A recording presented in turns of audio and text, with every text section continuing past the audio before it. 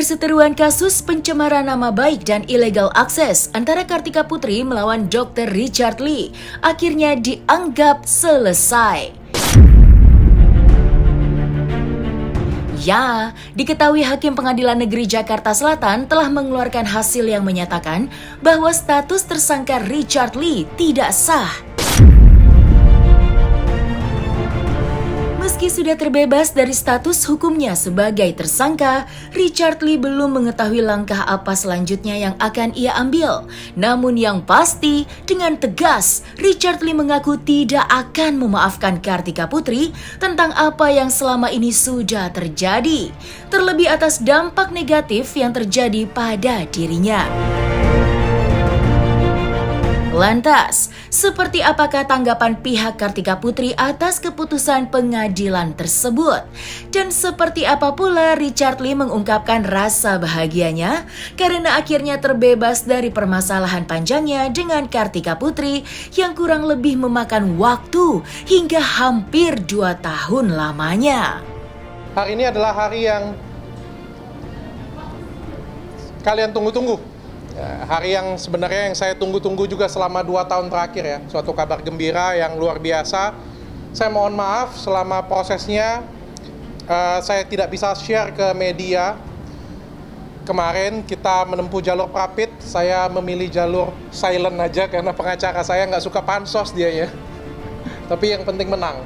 Pada tanggal 14 November, melalui lembaga pra-peradilan di Pengadilan Negeri Jakarta Selatan, klien kami, Dr. Richard Lee dengan Hans Pranata, mengajukan peradilan terhadap perkara pencemaran nama baik dan illegal akses, dan melalui lembaga pra-peradilan tersebut, klien kami telah ditetapkan bahwa penetapan status tersangka pada perkara pencemaran nama baik dan illegal akses dinyatakan tidak sah secara hukum. Dan penyitaan barang-barang bukti yang disita oleh Polda Metro Jaya melalui Krimsus itu juga dinyatakan tidak sah, dan putusan itu telah inkrah. Dan ini adalah putusan resminya, kalian mungkin bisa lihat di SIPP ya, sudah cukup lengkap. Intinya ada 4. Yang pertama, penetapan tersangka pencemaran nama baik saya itu tidak sah. Yang kedua, penetapan tersangka illegal access Richard Lee tidak sah. Yang ketiga, penyitaan handphone dan Instagram serta Facebook saya tidak sah. Yang keempat, wajib merehabilitasi nama baik saya. Dan ini sudah putusan pengadilan, tidak lagi kita perdebatkan. Kalau kecewa tentu, kenapa? Karena kalau dasar pertimbangan hukum lain yang digunakan selain SKB, kita oke, mungkin kita bisa terima. Akan tapi kalau misalnya dengan dasar pertimbangan hukum dengan SKB, 3 menteri menghentikan proses penyidikan, apalagi menyatakan ya penetapan tersangka dinyatakan tidak sah, itu kita sangat kecewa. Mungkin juga pihak teman-teman media juga bisa menanyakan kepada ahli, bahkan kepada Menko Polhukamkum, ya Bapak Mahfud MD yang sudah memberikan keterangan secara detail terkait dengan adanya press release oleh pihak pemerintah bahwa untuk kasus dari semua kasus ya, tentunya bukan kasus Kartika Putri saja, semua kasus yang sedang berlangsung, tentunya untuk pasal 27 ayat 3 yang sudah berjalan sebelum SKB, tentunya itu tetap berjalan. SKB tidak bisa untuk menghentikan adanya proses yang sedang berjalan, seperti itu.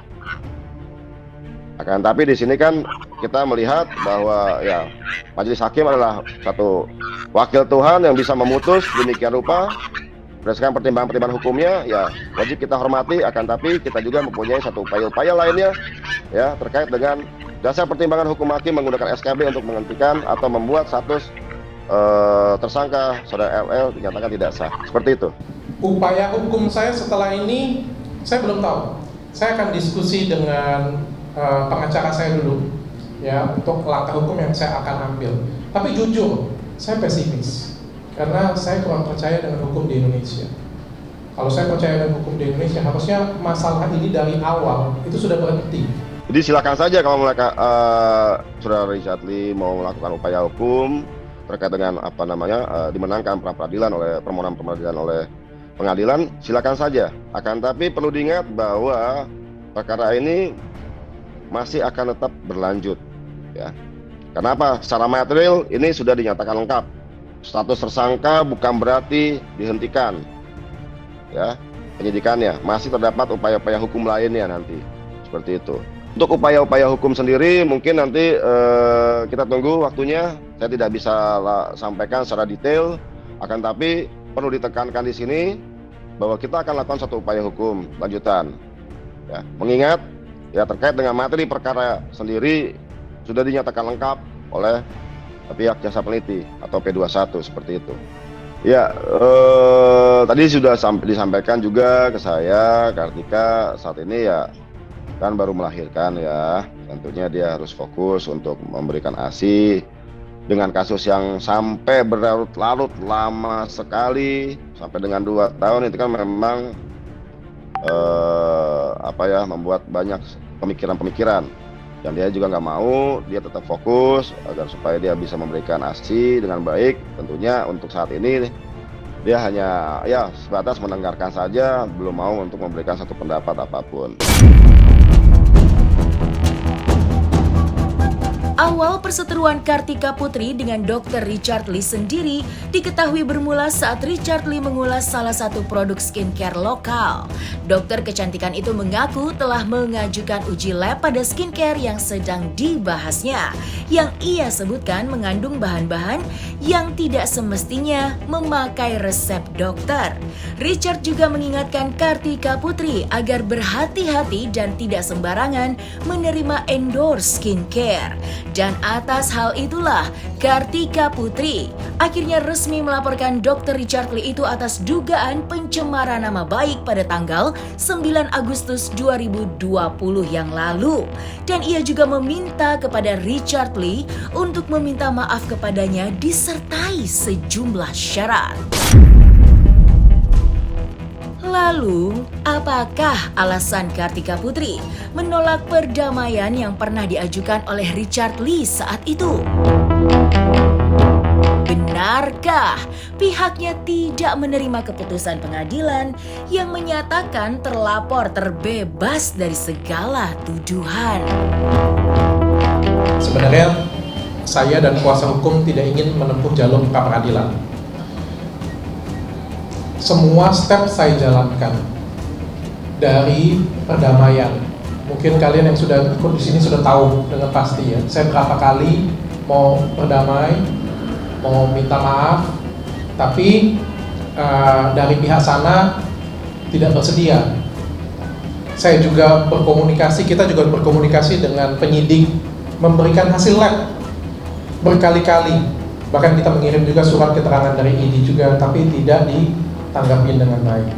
Kita coba juga dengan tahap berikutnya sidang perkara terbuka. Jadi kita komunikasinya baik-baik ya, sidang perkara terbuka, namun juga tidak ketemu jalannya. Dan akhirnya kemarin saya konferensi pers, saya paparkan semuanya ke media. Agar apa? Supaya bisa dikawal sebenarnya secara media, secara umum. Tapi juga tidak berefek. Saya sedih banget. Padahal kasus ini cacatnya itu fundamental sekali, yaitu delik absolut. Pencemaran nama baik yang melaporkan itu harus korban langsung, sedangkan laporan dari artis KP itu yang ngelaporin bukan dia. Ini fundamental banget. Belum lagi kalau kita ngomong SKB 3 menterinya, kalau kita ngomong hasil pemeriksaan labnya, kita nggak ngomong benar salahnya, itu aja sudah benar, apalagi fundamentalnya ini nggak ada. Dan saya coba viralkan, dan kita nggak pengen sebenarnya sampai ke peradilan, tapi karena tidak didengarkan, mau tidak mau ya saya dan pengacara mengambil jalur pra-peradilan. Di sini perlu diingat ya, sebagai pelapor adalah Kartika Putri, ya. Beberapa kali kita sudah melakukan mediasi sebelumnya. Kasus ini tidak akan sampai berlarut-larut sampai dengan 2 tahun. lamanya apabila Saudara Richard Lee pada saat itu menyetujui redaksi permohonan maaf yang harus disampaikan. Ya sebenarnya kalau saya pribadi kenapa sih Kak nggak damai aja, banyak orang yang bilang kayak gitu. Kenapa nggak sih Kak nggak baikan aja? Saya udah tawarin dari awal, bahkan dari sebelum saya ngelaporin, saya sampai dibully Miss Tabayun. Saya ketemu juga dibikin konten, digiring opini. Dari awal saya memang nggak mau ada laporan ini. Tapi itu tadi, saya ibu rumah tangga, saya seorang istri, saya seorang mantu, saya juga punya keluarga besar, punya anak-anak gitu. Saya khawatir di kemudian hari kalau saya cabut laporan ini karena nggak ada yang bisa menjamin dia, siapa yang bisa membuat dia tidak mengganggu kehidupan saya lagi, makanya saya mau ini lanjut. Makanya yang saya bilang sih justru nggak usah jauh-jauh lah, dia punya nomor telepon pribadi saya kok kalau memang ada etikat baik, dan pada saat bertemu juga harusnya ada upaya etikat baik, dan itu menurut saya nggak ada ditunjukin sama sekali gitu. Bahkan pada saat mediasi di Jakarta ada kalimat, ya silakan aja nggak apa-apa, kita kan juga punya laporan balik buat kalian, buat kamu gitu. Justru kayak menantang. Makanya saya agak lucu juga kan, kok dilaporin malah menantang laporan balik, dan syukur alhamdulillahnya memang tidak sesuai bukti, maka laporan dia terhadap saya diberhentikan oleh pihak kepolisian karena tidak mencukupi, tidak ada 2 alat bukti yang cukup gitu. Saya yang paling penting adalah ingat, untuk menjadi viral, untuk menjadi terkenal itu tidak perlu menjatuhkan orang lain. Tidak dengan menjatuhkan orang lain kamu terlihat jauh lebih baik. Kalau memang niatnya mau mengedukasi, bikin orang jauh lebih pintar, bukan bikin masyarakat membuli satu sama lain, menghina satu sama lain, dan membuat masyarakat menjadi manusia pembenci atau membuat orang jauh lebih jahat. Karena mengedukasi itu membuat orang pintar. Tapi kalau sudah membuat orang jahat, saya rasa itu bukan mengedukasi. Dan yang kedua, negara kita punya institusi yang sangat lengkap. Jadi tidak perlu capek-capek untuk melakukan hal-hal yang melanggar hukum. Lebih baik ikuti semua sesuai prosedur hukum dan juga laporkan terhadap institusi-institusi terkait gitu. Jadi jangan melakukan pembenaran atas gelar yang dimiliki, karena gelar yang dimiliki juga punya batasan-batasan dalam melakukan sesuatu.